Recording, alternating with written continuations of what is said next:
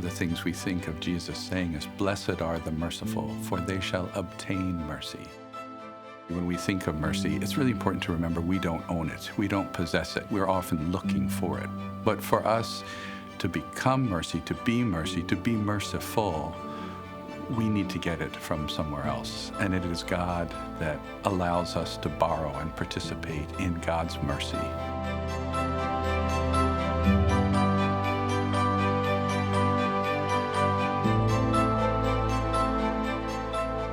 Mercy is something that affects everything you do.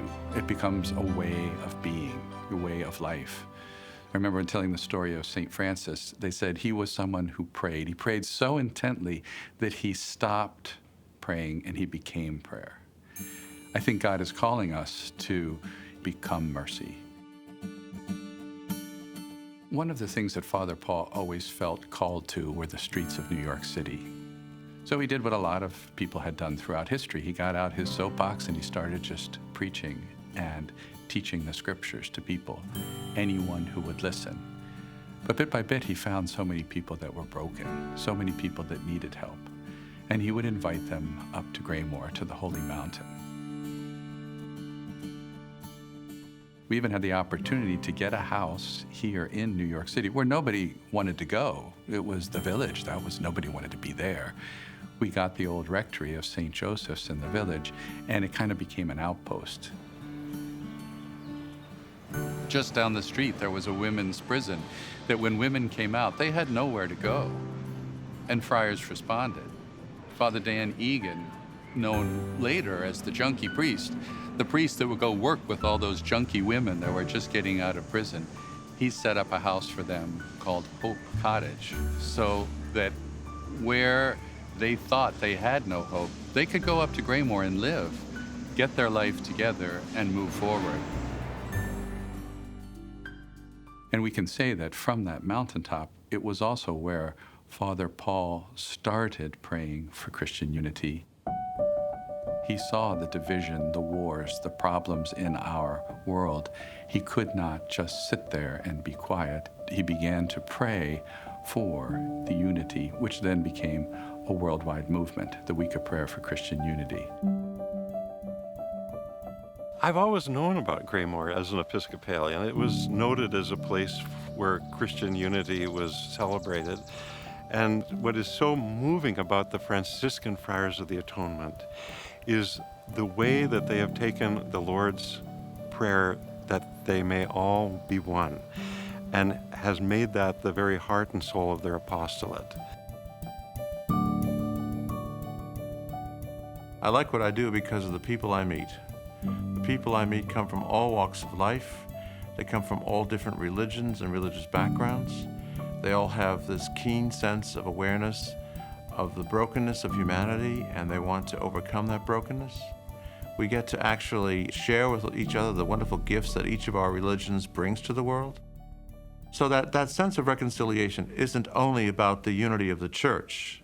It's also about the reconciliation of human beings and human hearts that are broken.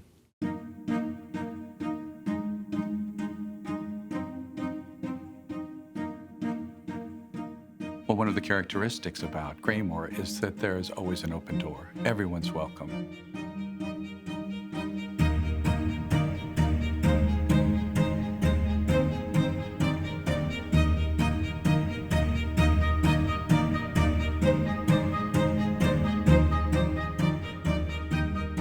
And even a lot of groups that perhaps wouldn't find a welcome in other places.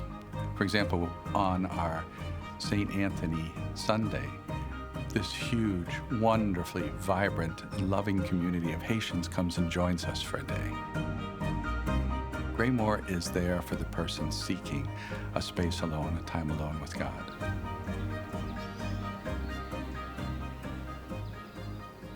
Graymore is a place that draws people who need mercy, but it also does draw very many merciful people. We have a lot of people that are engaged with us, as Father Paul would say, as children of the atonement, those people who have been filled with this mission of atonement, who partner with us, who co-minister with us. We have great people like Tony, who at the top of the hill teaches men every day a simple thing, just learning how to cook and be a cook, and it gives them a life skill. So he's going down to get more fruit? On the pineapples, what we do? Cut straight down, right? Where the core is? The thing that sent me here is, like, I always tell a story how I went out to a fine restaurant in Manhattan one time, and, you know, it was expensive dinner. The guy was famous, chef, and all that. I always wanted to go eat his food and all that stuff. And, you know, it cost like $600 for dinner for 2 people. But then when I left the restaurant, I went to get back into the limo, and there was a guy going through the garbage can. And I was like, there's something wrong with this, you know. I just had this dinner, and this guy's eating out of a garbage can, you know. That's when I want to make a change, you know. You gotta be careful when open these, the steam doesn't get you. And you're gonna put 2 on each one, right? Tony's a terrific mentor. He's a person that you can always come to if you need help or assistance. They come here for recovery, they get to sign the job, and then we train him on how to set a table, how to pour coffee, how to serve food. A lot of these guys feel worthless when they get here, and they're ashamed of being here. I try to explain to these guys that it's not over just because you're here. You know, this is a new start. You've wiped this slate clean. I've been a waiter before, but I never really worked hard. I feel like it's really built my work ethic up. Overall, it's helping me realize that I have to do things and not just like say that I'm going to do things. You could add the rest of the cantaloupe this way, and then we'll... I just want to like have a good life and be a good person, and I think this is a great environment to achieve that.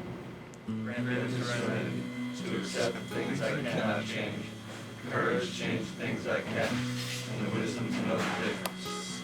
You know, coming up here, you're not really sure what to expect, but when you get a chance to feel like you're wanted and feel like you can be of service to, you know, the friars, the gentlemen that live here, the people that come up for the retreats, it really is a fulfilling experience. Oh, the guys definitely keep me here. And the Friars' mission and all that stuff, that keeps me here. You know, the world needs it. The guys need it. People in recovery needs a place like this to go. And that's why it's got a great success rate. That's why people come back here.